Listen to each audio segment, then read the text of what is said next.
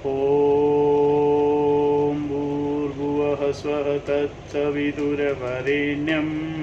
भर्गो देवस्य धीमहि धियो यो नः प्रचोदयात्।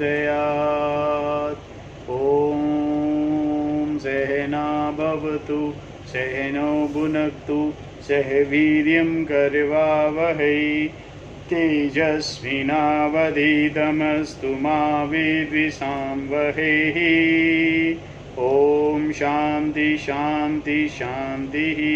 श्रुतिस्मृतिपुराणानाम् आलयं करुणालयं नमामि भगवत्पाद शङ्करं लोकशङ्करं शङ्करं शङ्कराचार्यं केशवं बादरायणं सूत्रभाष्यकृतौ वन्दे भगवन्तौ पुनः पुनः।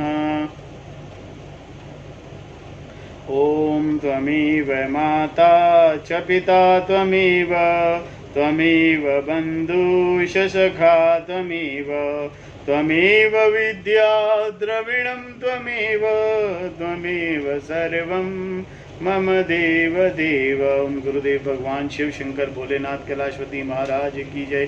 श्री कृष्ण शरणं ममः श्री कृष्ण शरणं ममः श्री कृष्ण शरणं ममः श्री कृष्ण शरणं ममः।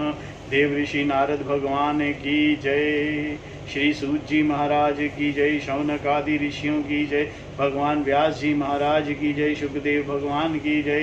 स्वामी चिन्मयानंद शंकराचार्य भगवान की जय हो। शंकराचार्य भगवान की जय। स्वामी चिन्मयानंद भगवान की जय। स्वामी दयानंद भगवान की जय। स्वामी प्रभुदानंद भगवान की जय। स्वामी शुद्धानंद भगवान की जय। माता पिता की जय। सभी गुरु देवताओं की जय। सभी गुरु देवताओं की जय। श्री कृष्ण गोविंद हरे मुरारी हे नाथ नारायण वासुदेवा। ओम नमो भगवते वासुदेवाय। ओम नमो भगवते वासुदेवाय। श्री कृष्णाय गोविंदाय।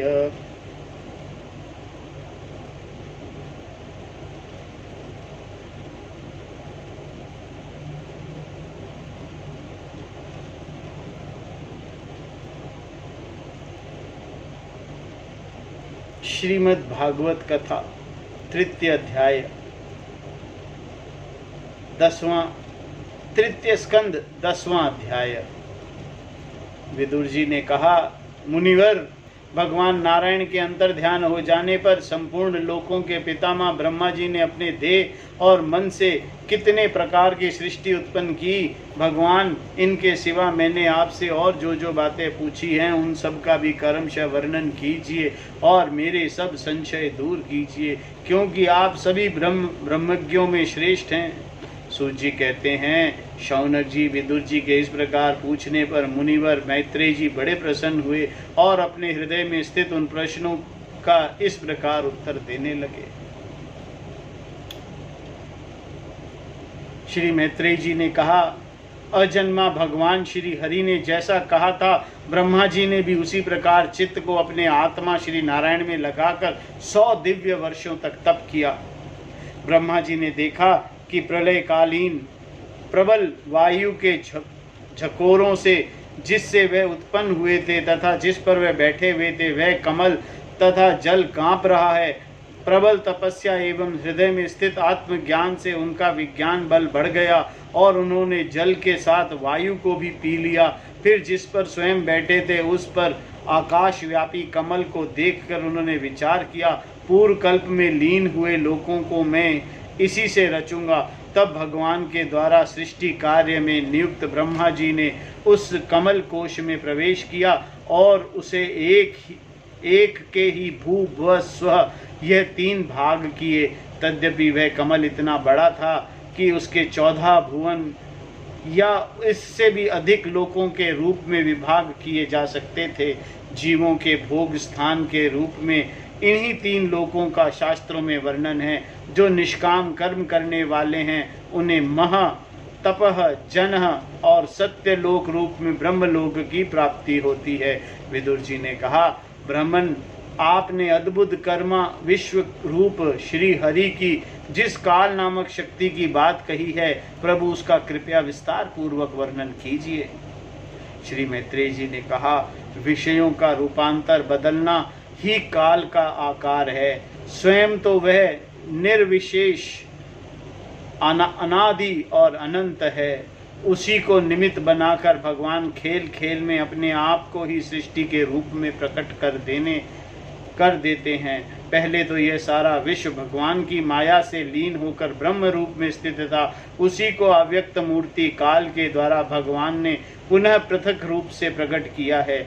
यह जगत जैसा अब है वैसा ही पहले था और भविष्य में भी वैसा ही रहेगा। इसकी सृष्टि 9 प्रकार की होती है तथा प्राकृत वैकृत भेद से एक 10वीं सृष्टि और भी है, और इसका प्रलय काल द्रव्य तथा गुणों के द्वारा 3 प्रकार से होता है। अब पहले मैं 10 प्रकार की सृष्टि का वर्णन करता हूँ। पहली सृष्टि है महातत्व की। भगवान की प्रेरणा से सत्व आदि गुणों में विषमता होना ही इसका स्वरूप है। पहली सृष्टि अहंकार की, दूसरी सृष्टि अहंकार की है, जिससे पृथ्वी आदि पंचभूत एवं ज्ञानेंद्रियां और कर्मेंद्रियों की उत्पत्ति होती है। तीसरी सृष्टि भूतसर्ग है, जिसमें पंच महाभूतों को उत्पन्न करने वाला तन्मात्र वर्ग रहता है। चौथी सृष्टि इंद्रियों की है, यह ज्ञान और क्रिया शक्ति से संपन्न है। पांचवी सृष्टि सात्विक अहंकार से उत्पन्न हुए इंद्रियाधिष्ठता देवताओं की है, मन भी इसी सृष्टि के अंतर्गत है। छठी सृष्टि अविद्या की है, इसमें तामसित्र,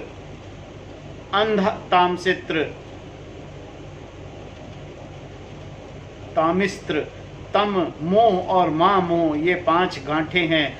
यह जीवों की बुद्धि का आवरण और विक्षेप करने वाली है। यह 6 प्राकृत सृष्टियां हैं। तब वैकृत सृष्टि का भी विवरण सुनो।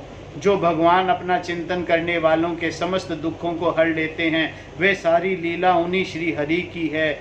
वे ही ब्रह्म के रूप में रजोगुण को स्वीकार करके जगत की रचना करते हैं। 6 प्रकार की प्राकृत सृष्टि के बाद 7वीं प्रधान वैकृत सृष्टि इन 6 प्रकार के स्थावर वृक्षों की होती है। वनस्पति, औषधि, लता,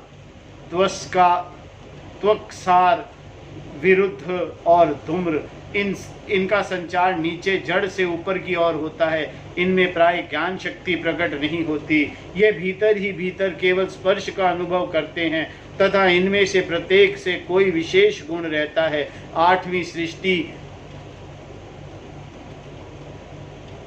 त्रियोगिनियों की, पशु पक्षियों की है। वे 28 प्रकार की मानी जाती हैं। इन्हें काल का ज्ञान नहीं होता। तमोगुण की अधिकता के कारण ये केवल खाना पीना, मैथुन करना, सोना आदि ही जानते हैं। इन्हें सूंघने मात्र से वस्तुओं का ज्ञान हो जाता है। इनके हृदय विचार शक्ति या दूरदर्शिता नहीं होती। साधु श्रेष्ठ, इन त्रियकों में गौ, बकरा, भैंसा, कृष्ण मृग, सुअर, नीलगाय, रुरु नाम का मृग, भेड़ और ऊंट, यह द्विशव 2 खुरों वाले पशु कहलाते हैं। गधा, घोड़ा, खच्चर, गौर मृग, शर्व और चामरी, यह 1 शव 1 खुर वाले हैं। तथा 5 नख वाले पशु पक्षियों के नाम सुनो। कुत्ता, गीदड़, भेड़िया, बाघ, बिलाव, खरगोश, शाही, सिंह, बंदर, हाथी, कछुआ, गौ और मगर आदि पशु हैं। कंक, बगुला, गिद्ध, बटेर, बाज, बांस, बुलक, मोर, हंस, सारस, चकवा, कौवा और उल्लू आदि उड़ने वाले जीव पक्षी कहलाते हैं। विदुर जी, 9वीं सृष्टि मनुष्यों की है। यह एक ही प्रकार की है। इसके आहार का प्रवाह ऊपर मुंह से नीचे की ओर होता है। मनुष्य रजोगुण प्रधान, कर्म परायण और दुख रूप विषयों में ही सुख मानने वाले होते हैं। स्थावर, पशु, पक्षी और मनुष्य, ये तीनों प्रकार की सृष्टियां तथा आगे कहा जाने वाला देवसर्ग वैकृत सृष्टि है तथा जो महातत्वादि रूप वैकारिक देवसर्ग है, उसकी गणना पहले प्राकृत सृष्टि में की जा चुकी है। इनके अतिरिक्त सनत कुमार आदि ऋषियों जो कौमार सर्ग हैं, वह प्राकृत वैतर्क दोनों प्रकार का है। देवता, पितर, असुर, गंधर्व, अप्सरा, यक्ष राक्षस, सिद्ध, चारण, विद्याधर, भूत, प्रेत, पिशाच और किन्नर, किम पुरुष, अश्वमुख आदि भेद से देव सृष्टि 8 प्रकार की है। विदुर जी, इस प्रकार जगत कर्ता ब्रह्मा जी की रची हुई ये 10 प्रकार की सृष्टियां मैंने तुमसे कही। अब आगे मैं वंश की, मनवंतर आदि की वर्णन करूंगा। इस प्रकार सृष्टि करने वाले सत्य संकल्प भगवान हरि ही ब्रह्म के रूप में प्रत्येक कल्प में आदि से रजोगुण से व्याप्त होकर स्वयं ही जगत के रूप में अपनी ही रचना करते हैं। ये सृष्टि की रचना, इसमें बहुत ज़्यादा ध्यान देने की ज़रूरत नहीं है कि सृष्टि कितनी होती है, कितनी सृष्टियां हैं, किस किस की कौन सी, ये ठीक है, अध्ययन करना चाहिए, अच्छी बात है, पर इसके लिए बहुत समय और बहुत डिटेल में जाने की ज़रूरत नहीं है। मनवंतर, काल विभाग, काल का विभाग, हम तो काल को अनंत ही मानते हैं, पर फिर भी जो इसमें लिखा गया है वो ज्ञानवर्धक है, ज्ञान के लिए है, उसे समझना ज़रूर चाहिए। श्री मैत्रेय जी कहते हैं, विदुर जी, पृथ्वी आदि कार्य वर्ग का जो सूक्ष्मतम अंश है, जिसका और विभाग नहीं हो सकता तथा जो कार्य रूप को प्राप्त नहीं हुआ है और जिसका अन्य परमाणुओं के साथ संयोग भी नहीं हुआ है, उसे परमाणु कहते हैं। इस अनेक परमाणुओं के परस्पर मिलने से ही मनुष्यों का ब्रह्मवश और उनके सामुदायिक रूप का एक अवयवी का प्रतीति होती है। यह परमाणु, जिसका सूक्ष्मतम अंश है, अपने सामान्य स्वरूप में स्थित उस पृथ्वी आदि कार्यों की एकता, समुदाय अथवा समग्र रूप से इसका नाम परम महान है। इस समय उसमें न तो प्रलय आदि अवस्था भेद की स्फूर्ति होती है, न नवीन प्राचीन भेद का भान होता है और ना घटपट आदि वस्तु भेद की ही कल्पना होती है। ये जो वर्णन है ये तत्व वर्णन है। तत्व का मतलब है जो हमेशा हो, जिसका जो कभी एब्सेंट ना हो, उसे तत्व कहते हैं। और वो ना तो कभी पुराना होता है ना कभी नया होता है, क्योंकि वो हमेशा होता है। जो अनंत है, जो हमेशा हो, वो अनंत है। जो एब्सेंट ही नहीं हो सकता, जो उसे समय नहीं बांध सकता, वो परब्रह्म है, वो स्वरूप है, वो ज्ञान रूप है, उसे ज्ञान के द्वारा समझा जा सकता है। पर फिर भी हम ये आगे तक पढ़ेंगे। साधु श्रेष्ठ, इस प्रकार यह वस्तु के सूक्ष्मतम और महत्तम स्वरूप का विचार हुआ। इसी से सदृश्य से परमाणु आदि अवस्थाओं में व्याप्त होकर व्यक्त पदार्थों को भोगने वाले सृष्टि आदि में समर्थ अव्यक्त स्वरूप भगवान काल की भी सूक्ष्मता और स्थूलता का अनुमान किया जा सकता है। जो काल प्रपंच की परमाणु जैसी सूक्ष्म अवस्था को व्याप्त रहता है, वह अत्यंत सूक्ष्म है, और जो सृष्टि से लेकर प्रलय पर्यंत उसकी सभी अवस्थाओं का भोग करता है, वह परम महान है, वह परब्रह्म है, जो परम महान है। जो इसमें जो लिखा गया है उस काल भेद का भान नहीं है। जिसके अंदर काल है, उसमें काल भेद कैसे हो सकता है? 2 परमाणुओं को मिलकर एक अणु होता है और 3 अणुओं के मिलने से एक त्रिसरणु होता है।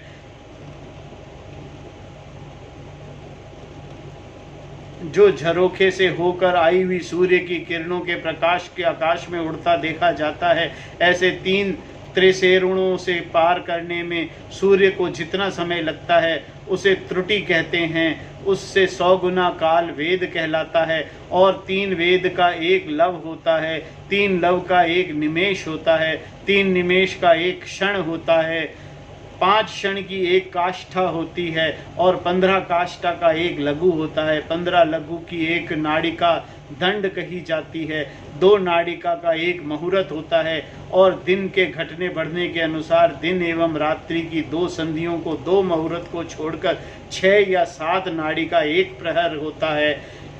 यहाँ यह याम कहलाता है। जो मनुष्य के दिन या रात का चौथा भाग होता है। 6 पल तांबे का एक ऐसा बर्तन बनाया जाए जिसमें 1 परस्त जल आ सके, और 4 माशे सोने की 4 अंगुल लंबी सिलाई बनवाकर उसके द्वारा उस बर्तन के पैंदे में छेद करके उसमें जल में छोड़ दिया जाए।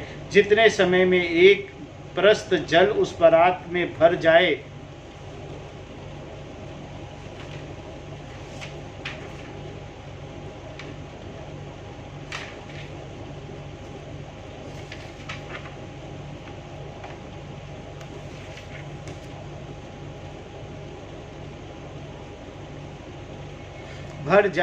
वह बर्तन जल में डूब जाए, उतने समय की एक नाड़ी का कहते हैं। विदुर जी, 4-4 पहर के मनुष्य के दिन और रात होते हैं, 4 पहर की दिन होते हैं, 4 पहर का रात होती है, और 15 दिन रात का एक पक्ष होता है, जो शुक्ल और कृष्ण के भेद से 2 प्रकार का माना गया है।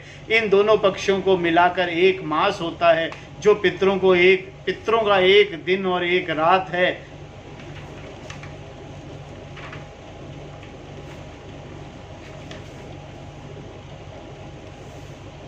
2 मास की एक ऋतु होती है और 6 मास का एक आयन होता है, उत्तरायण और दक्षिणायन। और उत्तरायण भेद से 2 प्रकार का है। यह दोनों आयन मिलकर देवताओं के एक दिन और एक रात होते हैं, तथा मनुष्य लोक में यह वर्ष या 12 मास कहे जाते हैं। ऐसे 100 वर्षों की मनुष्य की परम आयु बताई गई है। चंद्रमा आदि ग्रह, अश्विनी आदि नक्षत्र एवं समस्त तारा मंडल की अधिष्ठता काल स्वरूप भगवान सूर्य परमाणुओं से लेकर संवत्सर पर्यंत काल के 12 राशि रूप संपूर्ण भुवन कोशों की निरंतर परिक्रमा किया करते हैं। सूर्य, बृहस्पति, सवन, चंद्रमा और नक्षत्र संबंधी महीनों में भेद से यह वर्ष भी संवत्सर, परिवत्सर, एड़ावत्सर, अनुवत्सर और वत्सर कहे जाते हैं। विदुर जी, इन 5 प्रकार के वर्षों की प्रवृत्ति करने वाले भगवान सूर्य की तुम उपहार आदि समर्पित करके पूजा करो। ये सूर्य देव पंचभूतों के तेज स्वरूप हैं और अपनी काल शक्ति से बीज आदि पदार्थों की अंकुर उत्पन्न करने की शक्ति को अनेक प्रकार से कार्यान्मुक्त करते हैं। सूर्य देव ही है जो सृष्टि को आगे बढ़ाते हैं। उनकी गर्मी और उन्हीं की प्रकाश से सभी बीजों में अंकुर फूटते हैं, अंकुर उत्पन्न होते हैं। यह पुरुषों की महान वृत्ति, मोहिनी वृत्ति के लिए अनेक उनकी आयु का क्षय करते हुए आकाश में विचरते रहते हैं, तथा ये ही सकाम पुरुषों को यज्ञ आदि कर्मों से प्राप्त होने वाले स्वर्ग आदि मंगलमय फलों का विस्तार करते हैं। विदुर जी ने कहा, मुनिवर, आपने देवता, पितर और मनुष्यों की परम आयु का वर्णन तो किया, अब जो सनकादि ज्ञानी मुनिजन हैं, त्रिलोकी के बाहर कल्प से भी अधिक काल तक रहने वाले हैं, उनकी भी आयु का वर्णन कीजिए। आप भगवान काल की गति भली भांति जानते हैं, क्योंकि ज्ञानी लोग अपनी योग सिद्धि दिव्य दृष्टि से सारे संसार को देख लेते हैं। मैत्रेय जी ने कहा, विदुर जी, सतयुग, त्रेता, द्वापर और कली, ये 4 युग अपनी संध्या और संध्यांशों के सहित देवताओं के 12 सहस्त्र वर्ष तक रहते हैं, ऐसा बतलाया गया है। इन सत्यादि 4 युगों में कर्मशः 4, 3, 2 और 1 सहस्त्र दिव्य वर्ष होते हैं, और प्रत्येक में जितने सहस्त्र वर्ष होते हैं उससे दुगने 100 वर्ष उनकी संध्या और संध्याओं में होते हैं। ये सब कैलकुलेशंस हैं। देखिए, अर्थ सतयुग 4000 दिव्य वर्ष का ये कैलकुलेट कर सकते हैं। हमारे ज्योतिष शास्त्र के अंदर इसकी कैलकुलेशन बहुत अच्छे से की हुई है। वो बिल्कुल परफेक्टली बता सकते हैं कि चंद्रमा किस समय किस जगह पर होगा। उनकी कैलकुलेशंस में ये ज्योतिष शास्त्र के अंदर सारी कैलकुलेशंस डिटेल में हैं, जिसके ऊपर बहुत इसको पढ़ना ज़रूरी है, पर बहुत ज़्यादा घुसने की ज़रूरत नहीं है। इन सत्य आदि 4 युगों में कर्मशः 4, 3, 2, 1 सहस्त्र दिव्य वर्ष होते हैं। युगों की आदि में संध्या होती है और अंत में संध्यांश। इसकी वर्ष गणना सैकड़ों की संख्या में बतलाई गई है। इनके बीच में जो काल होता है उसी को काल वेताओं ने युग कहा है। प्रत्येक युग में एक एक विशेष धर्म का विधान पाया जाता है। सतयुग के मनुष्यों में धर्म अपने चारों चरणों से रहता है। फिर अन्य युगों में अधर्म की वृद्धि होने से उनका एक एक चरण क्षीण होता जाता है। प्यारे विदुर जी, त्रिलोकी के बाहर महालोक से ब्रह्मलोक पर्यंत, यहाँ तक कि एक चतुर्युगी की एक दिन होता है और इतनी ही बड़ी रात्रि होती है जिससे जगतकर्ता ब्रह्मा जी शयन करते हैं। उस रात्रि का अंत होने पर इस लोक का कल्प आरंभ होता है। उसका कर्म जब तक ब्रह्मा जी का दिन रहता है तब तक चलता रहता है। उस एक कल्प में 14 मनु हो जाते हैं। प्रत्येक मनु 71 चतुर्युगों से कुछ अधिक काल तक अपना अधिकार भोगता है। प्रत्येक मनवंतर के भिन्न भिन्न मनुवंशी राजा लोग, सप्तऋषि, देवगण, इंद्र और उनके अनुयायी गंधर्वादी साथ साथ ही अपना अधिकार भोगते हैं। यह ब्रह्मा जी की प्रतिदिन की सृष्टि है जिससे तीनों लोकों की रचना होती है। उसमें अपने अपने कर्म अनुसार पशु पक्षी, मनुष्य, पितृ और देवताओं की उत्पत्ति होती है। इन मनवंतरों में भगवान सतोगुण का आश्रय ले अपनी मनु आदि मूर्तियों के द्वारा पौरुष प्रकट करते हुए इस विश्व का पालन करते हैं। काल कर्म से जब ब्रह्मा जी का दिन बीत जाता है तब तमोगुण से संपर्क को स्वीकार कर अपनी सृष्टि रचना रूप पौरुष को स्थगित करके निश्चेष्ट भाव से स्थित हो जाते हैं। उस समय सारा विश्व उन्हीं में लीन हो जाता है, जो जिससे निकला है वहीं चला जाता है। जब सूर्य और चंद्रमादि रहित और प्रलय रात्रि आती है तब वह भू भुव स्व तीनों लोक उन्हीं ब्रह्मा जी के शरीर में छिप जाते हैं। उस अवसर पर तीनों लोक शेष जी के मुख से निकली हुई अग्नि रूप भगवान की शक्ति से जलने लगते हैं। इसीलिए उसके ताप से व्याकुल होकर भृगु आदि मुनीश्वर गण महालोक से जनलोक को चले जाते हैं। इतने में ही सातों समुद्र प्रलय काल के प्रचंड पवन में उमड़कर अपनी उछलती हुई उत्ताल तरंगों को त्रिलोकी को डुबो देते हैं। तब उस जल के भीतर भगवान शेष शैया योग निद्रा से नेत्र मूंद कर शयन करते हैं। उस समय जनलोक निवासी मुनिगण उनकी स्तुति किया करते हैं। इस प्रकार काल की गति से एक एक सहस्त्र चतुर्युग के रूप में प्रतीत होने वाले दिन रात के फेरे से ब्रह्मा जी की 100 वर्ष की परम आयु भी बीती हुई सी दिखाई देती है। ब्रह्मा जी की आयु के आधे भाग में प्रार्थ कहते हैं। अब तक पहला प्रार्थ तो बीत चुका है, दूसरा चल रहा है। पूर्व प्रार्थ के आरंभ में ब्रह्म नाम का महान कल्प हुआ था, उसी में ब्रह्मा जी की उत्पत्ति हुई थी। पंडित जन इन्हें शब्द ब्रह्म कहते हैं। उसी प्रार्थ के अंत में जो कल्प हुआ था उसे पद्म कल्प कहते हैं। इसमें भगवान के नाभि सरोवर से सर्वलोक में कमल प्रकट हुआ था। विदुर जी, इस समय जो कल्प चल रहा है वह दूसरे प्रार्थ का आरंभ का बतलाया जाता है। वह वराह कल्प नाम से विख्यात है। इसमें भगवान सूकर रूप धारण कर किया था। यह 2 प्रार्थ का काल अव्यक्त, अनंत, अनादि विश्वात्मा श्री हरि का एक निमेष माना जाता है। यह परमाणु से लेकर द्विप्रधायांत फैला हुआ काल सर्व समर्थ होने पर भी सर्वात्मा श्री हरि पर किसी प्रकार की प्रभुता नहीं रखता। यह तो देह आदि में अभिमान रखने वाले जीवों का ही शासन करने में समर्थ है। प्रकृति, महातत्व, अहंकार और पंचतन मात्र इन 8 प्रकृतियों के सहित 10 इंद्रियां, मन और पंचभूत इन 16 विकारों से मिलकर बना हुआ यह ब्रह्मांड कोश भीतर से 50 करोड़ योजन विस्तार वाला है तथा इसके बाहर चारों ओर उत्तरोत्तर 10-10 गुने 7 आवरण हैं और सबके सहित इसमें परमाणु के समान पड़ा हुआ दिखता है और जिसमें ऐसी करोड़ों ब्रह्मांड राशियां हैं। इन प्रधान आदि समस्त कारणों के कारण अक्षर ब्रह्म कहलाता है और यही पुराण पुरुष परमात्मा श्री विष्णु भगवान का श्रेष्ठ धाम स्वरूप है। ये संपूर्ण की संपूर्ण जो भी बात सृष्टि की रचना के बारे में बताई गई है ये जानने के लिए है। इसमें बहुत ज़्यादा समझने की चीज़ नहीं है, इसीलिए हम इसकी डिटेल में नहीं जा कर के 12वें अध्याय में सृष्टि का विस्तार करेंगे। 3 स्कंद में और उसके बाद वराह अवतार से कथा आरंभ करेंगे। वराह अवतार की कथा 13वें अध्याय में। यहाँ से भगवान के अवतारों की कथाएं शुरू होंगी और उन कथाओं में भगवान ज्ञान जो देंगे उसे प्राप्त करने की हम कोशिश करेंगे।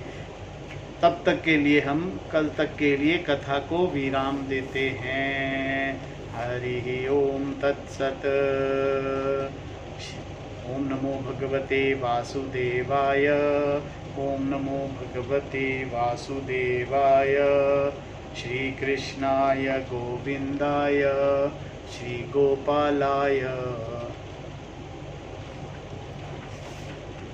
आरती अति पावन पुराण की, धर्म भक्ति विज्ञान खान की।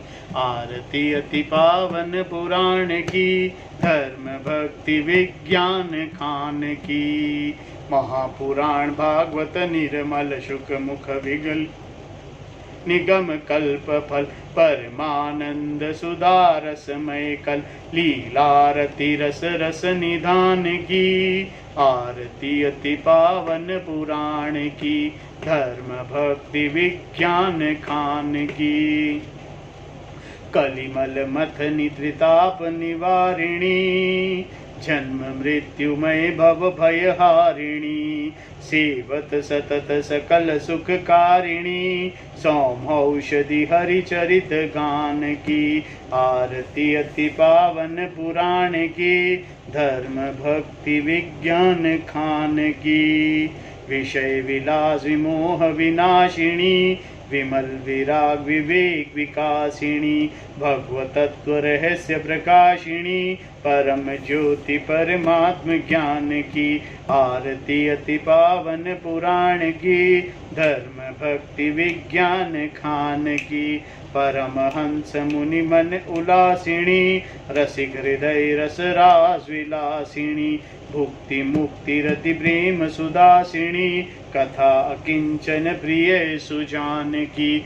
आरती अति पावन पुराण की, धर्म भक्ति विज्ञान खान की। आरती अति पावन पुराण की, धर्म भक्ति विज्ञान खान की। ओम नमो भगवते वासुदेवाय। श्रीमन्नारायण नारायण नारायण भजमन नारायण नारायण नारायण। हरिहर नारायण नारायण नारायण। श्रीमन्नारायण नारायण नारायण भजमन नारायण नारायण नारायण। श्रीमन्नारायण नारायण नारायण भजमन नारायण नारायण नारायण। श्रीमन्नारायण नारायण नारायण। ओम पूर्णमदः पूर्णमिदं पूर्णात् पूर्णमुदच्यते, पूर्णस्य पूर्णमादाय पूर्णमेवावशिष्यते। ओम शांति शांति शांतिः। ओम गुरुभ्यो नमः। ओम नमो भगवते वासुदेवाय। हरि ओम तत्सत्।